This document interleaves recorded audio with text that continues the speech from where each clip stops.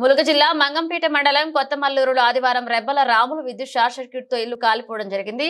ఎలాంటి ప్రాణ నష్టం జరగలేదు. దీంతో బాధిత కుటుంబం సర్వం కోల్పోయి రోడ్డున పడ్డారు. బాధిత కుటుంబం బోరున వెలిపించడం చూసి గ్రామస్తులు కంటతడి పెట్టారు. వారిని అన్ని విధాలుగా ఆదుకోవాలని గ్రామస్తులు కోరుతున్నారు.